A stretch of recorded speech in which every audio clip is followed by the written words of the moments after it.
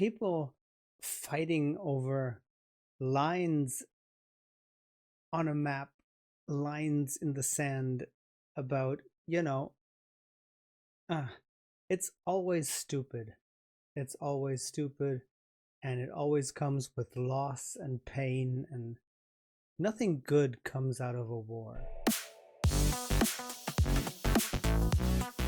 2, 3, mabuhay! Hey, kamusta ang lahat? Hi, I'm Pierre, and welcome to Neon Reactions. Folks, today we are here with something different. We are going to take a dive into a little bit of the history of the Philippines. A rather dark chapter today, but this is due to it being a holiday here in the Philippines. Not here. I wish I was there. No, a holiday in the Philippines. It's April 9th, and the holiday is in memory and in honor of the fallen and the victims of the Bataan death march. The holiday is called, I'm going to butcher this now probably.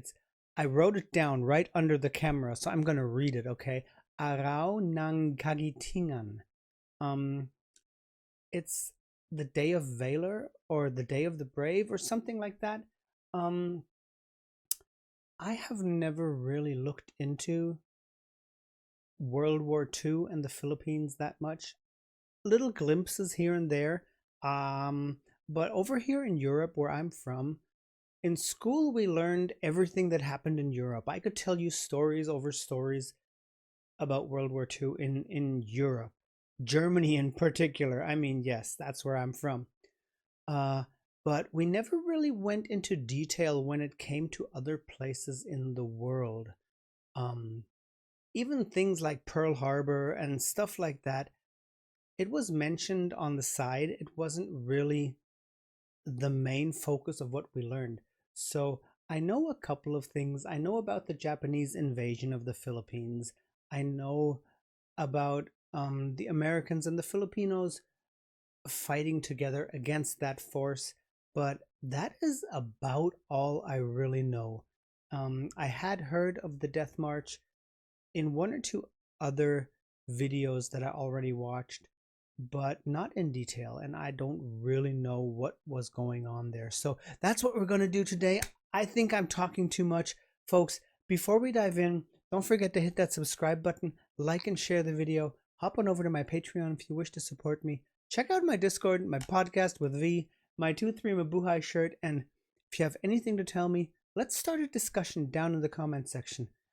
Educate me, tell me more, tell me if somebody out of your family might have had an experience, might have been a survivor of that march. Yes, please let us talk about it. Let us not forget what happened. That is the most important thing. Okay, so yes, let's dive in. It's time for this now. Let's do this. After the American Civil War, General William Sherman famously stated, "War is hell." And he was right with that. War is hell. Yes. Wow. Okay. But he could hardly have predicted the hellish conditions that soldiers would have to endure during the industrialized world wars. Many atrocities were committed during these wars, but the war crimes committed by the Axis powers are considered to be some of the most systematically callous acts in modern history. In this video, we will detail the horrific events of the Bataan Death March. Wait, he said Bataan. That is not pronounced correctly. I mean, since I am learning Tagalog, I would say it is Bataan, right? Am I correct there? Please. The Second World War broke out on September 1st, 1939, when Germany invaded Poland. At that time, the Japanese were already involved in the Second Sino-Japanese War, as they aimed to expand the Japanese Empire across the Asia-Pacific. Due to these ambitions, Japan was already competing with the two powerful Pacific empires of America and Britain, which aligned the machinations of the Japanese imperialists to those of Nazi Germany. Both had opposing views on racial supremacy, with the Japanese asserting they should be the ones to lead Asia against the white Europeans, and the Nazis promoting Aryanism. But despite their obvious differences, They both believed the other could help them achieve their individual goals. When World War II broke out, America was reluctant to join the Allied forces, as they Hmm. believed the dispute to be between foreign nations and had no good reason to be directly involved. However, Okay. they did supply the Allies with substantial military equipment in September 1940 onward. But when Japan bombed Pearl Harbor in 1941, America was drawn into the fray. Japan had intended the attack to be a preventative measure, and its aim was to stop the U.S. fleet from entering the Pacific theater. Hmm. Japan wanted to strike while the iron was hot, and within hours of the Pearl Harbor attack, the Japanese started bombing military targets in the Philippines. The Japanese wanted the Philippines. Oh. Oh, okay. I did not know that. So they initially, you see, there are always little things you learn. I knew about the attack on Pearl Harbor. I knew about that being the initiation for the Americans to get into the war. But I didn't know that the Japanese directly went and started attacking the Philippines after that. Okay. To be a resupply point for their operations in the Southern Pacific. America Okay. immediately reacted, and General Douglas MacArthur announced that he had a force of 130,000 troops ready to repel the Japanese. The problem was, MacArthur's claim was a bluff, Yeah, he was already on the Philippines, right? and one that the Japanese immediately called him on. When the Japanese landed on the beaches of the Philippines in early 1942, they quickly overcame the defenders, forcing MacArthur to withdraw the troops to a jungle fort in the Bataan Peninsula. Oh yeah. Oh, we've got a map here. That's cool. Okay, this is the red one up here. That is Bataan, right? This is the bay, the Manila Bay. Manila is right over here. Yes. Bataan is right across from Manila. Yes. Okay. So where? Okay, and the Japanese, they came from the north? Where did they must have landed all around here and gone through northern Luzon, right? Okay, okay. The Battle of Bataan lasted for 3 months, from January 7th Oh. to April 9th, 1942. Ah, April 9th. Okay, I think I'm starting to understand something here. Okay. A 3-month battle?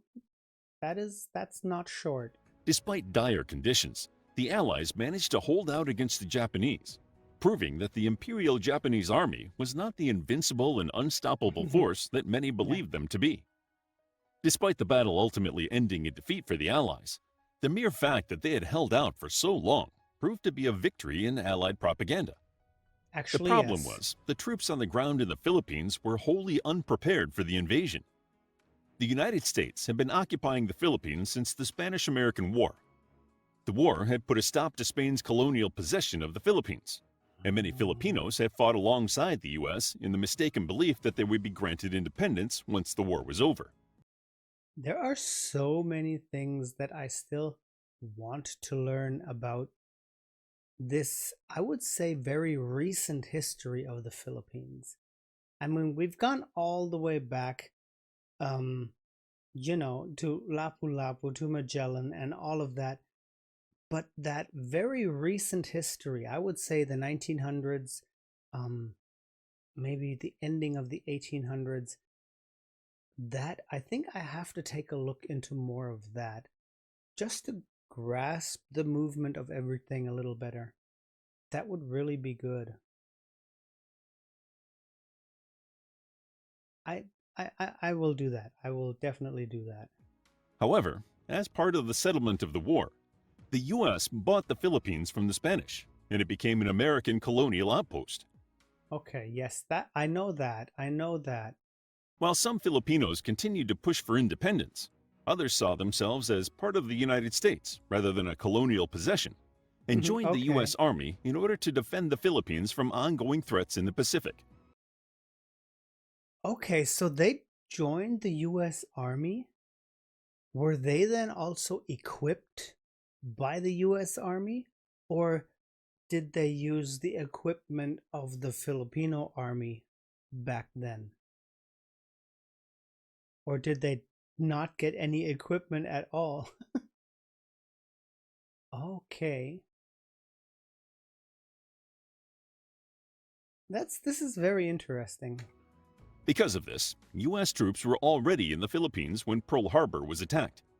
But far from the 130,000 strong elite fighting force, the troops on the ground were made up of around 22,000 U.S. garrison soldiers with no combat Okay. experience, tens of thousands of ill-equipped Filipino Army reserves, a small group of pilots without planes, and any A small group of pilots without planes. Yeah, great. Ill-equipped Filipino soldiers and untrained or how did he call it?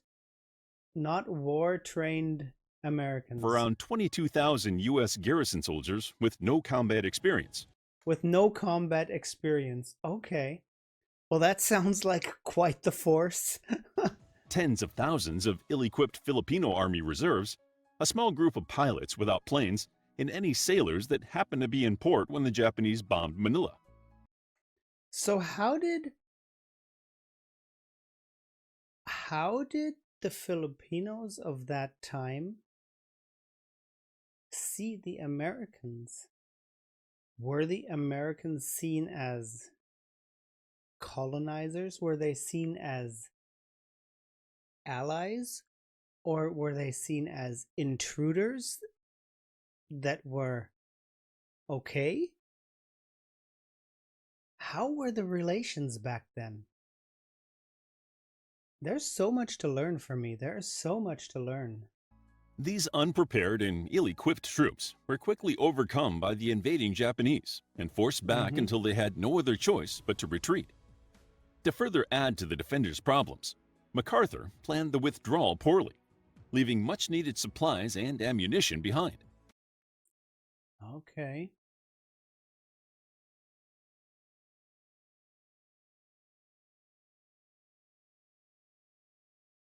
They are all...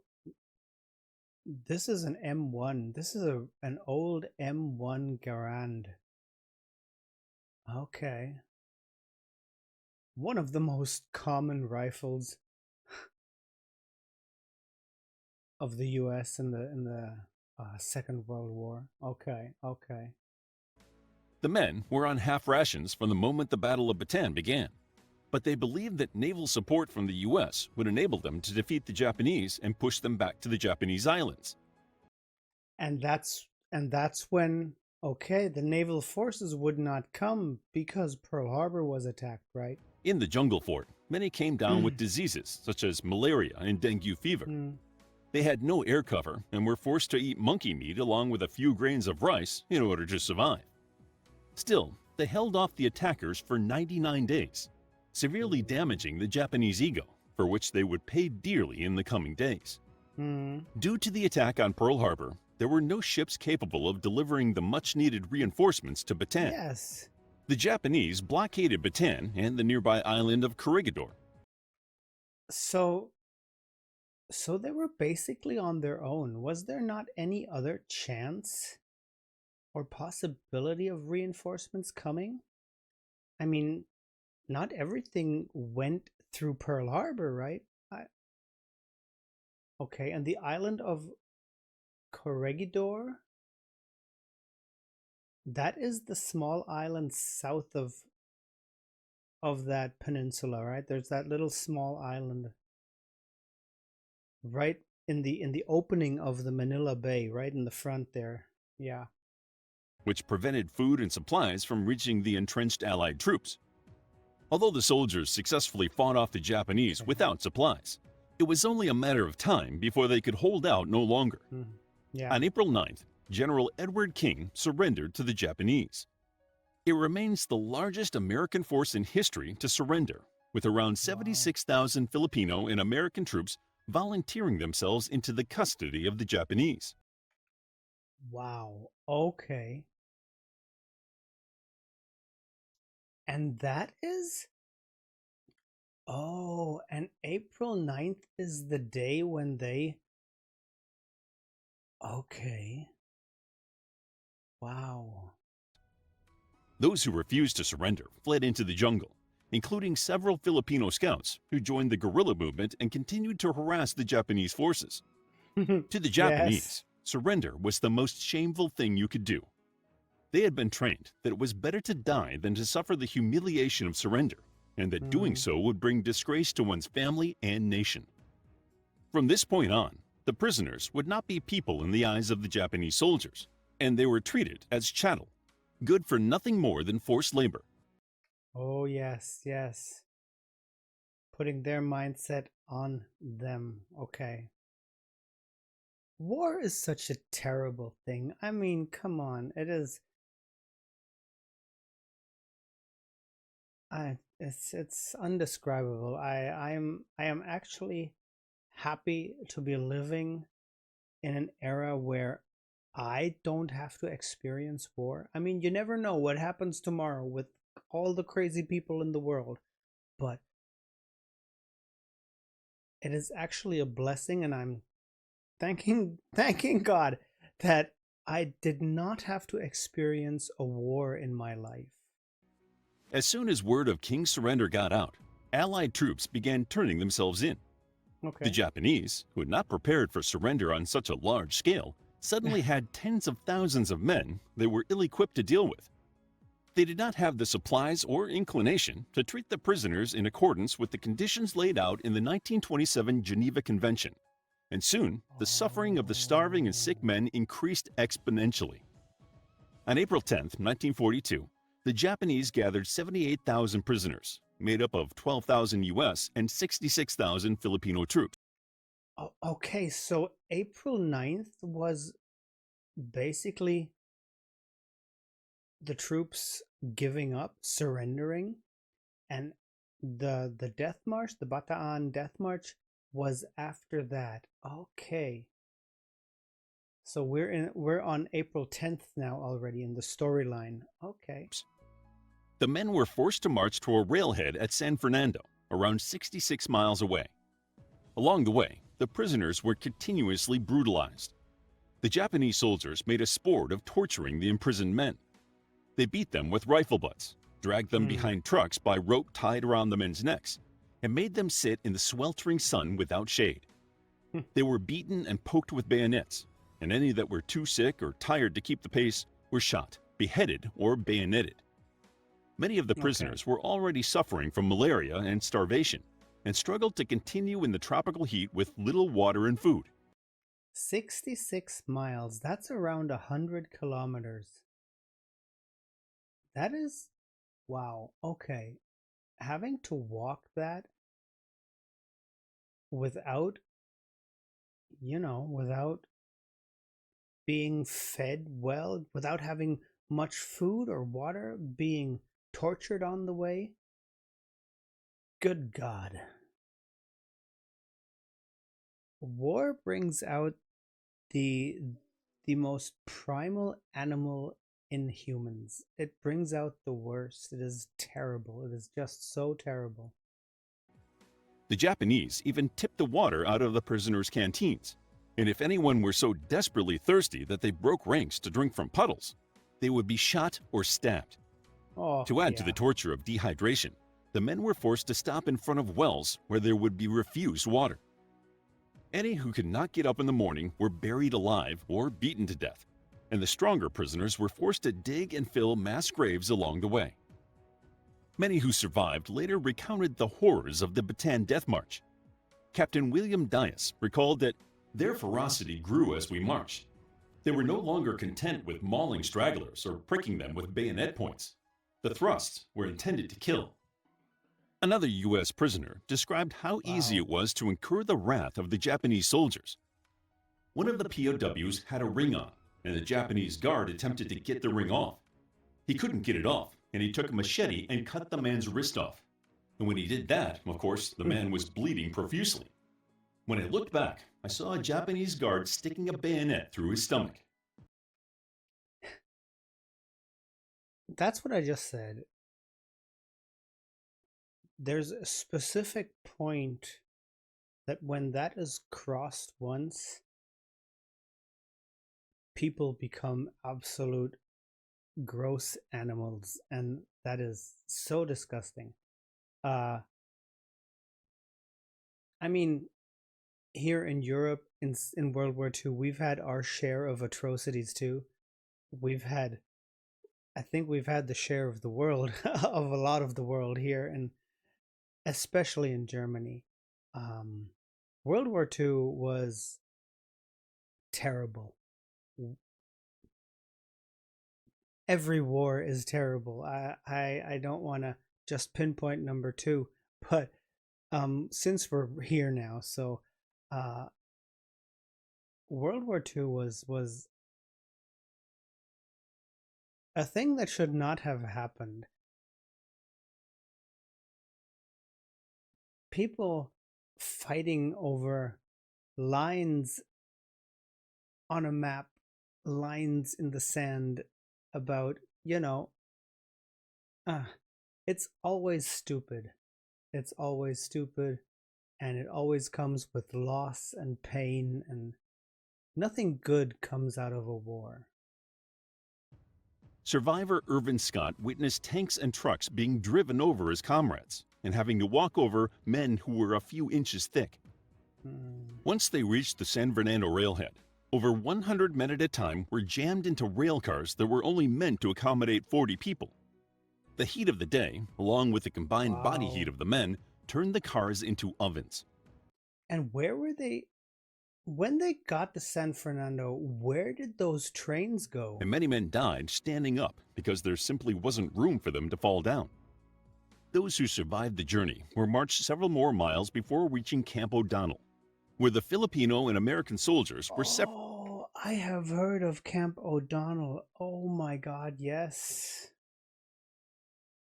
That was like a giant concentration camp, something like that. More miles before reaching Camp O'Donnell, where the Filipino and American soldiers were separated into different camps across the road from one another. Survivor Irvin Scott still remembers the horrendous conditions of the camp. I was one of only 3 men in the whole barracks who was able to work, and I worked all day digging graves. We dug a continuous grave and carried men and put them in. We could dig them only about 3 feet deep. Usually, I wouldn't get 3 hours of sleep. You couldn't imagine the horror of the place. Wow. Still, amongst the chaotic horror, there were some acts of kindness. Scott recalls a Japanese soldier risking his life to sneak food and medicine to the captured men. This Japanese guard came walking across the rocks. All the prisoners were laying out on the rocks, dying or barely able to move, with malaria and dysentery. As the guard passed by, he dropped a banana leaf. He kept walking and didn't say anything. In it was rice with some other stuff. Sometimes there would be a banana in there. And then you've got these few individuals who still have that little spark of humanity in them. Wow. In an effort to keep up morale and because they feared Japanese forces would take out any bad press on their captives, the American government kept the details of the Bataan Death March secret for many years. In 1944, Franklin Roosevelt released details of the march in order to stir up feelings of anger that would keep the Americans motivated through the final stages of the war. Okay, that is just psychology in wartime. That is terrible. Using things like that to stir up anger. The feelings of anger towards the Japanese, due to the Bataan Death March and other atrocities carried out by the Japanese Imperial Army, directly contributed to the justification of using nuclear bombs on Japan. Around 500 Americans and 2,500 Filipinos died during the Bataan Death March, and a further 1,500 Americans and 26,000 Filipinos died of starvation and disease in Camp O'Donnell. Oh, okay. I have to look up where exactly Camp O'Donnell was. It can't be all too far away, right? If we take Bataan and we go, I don't know. I'm going to have to look that up where that was. The estimated death rate of the atrocity was more than 30%, 10 times higher than any other prisoner of war camp in World War II. In the years after the war ended, The men who survived formed an organization called the American Defenders of Bataan and Corregidor to try and gain reparations from Japan and recognition from the American government. Are there still survivors alive? I mean, it would be, wow, they would be old now. I mean, they would be old. If you have somebody, I don't know, 40, 44, 45, if they were in their 20s, would be 60, it would be 80 years. I don't think anybody is alive anymore. They must have all passed in the meantime. Wow. Wow. It wasn't until the 1980s that the U.S. government officially recognized the sacrifice and suffering of the Bataan veterans. They were awarded the Bronze Star and were eventually classified as 100% disabled for government pensions. In 2009, the Japanese ambassador to the U.S. officially apologized on behalf of the Japanese government to those who suffered in the Bataan Death March. Okay. How would you like to get a deeper understanding of history, impress your friends, and predict the future more accurately based on past events? Oh. If this sounds like something you might be into, then check out. Okay, this seems to be over. Okay, so the Japanese government put out an apology. I mean, okay, that's what you politically do, right? This is, I mean, this was terrible. This was actually terrible. Is there anything along that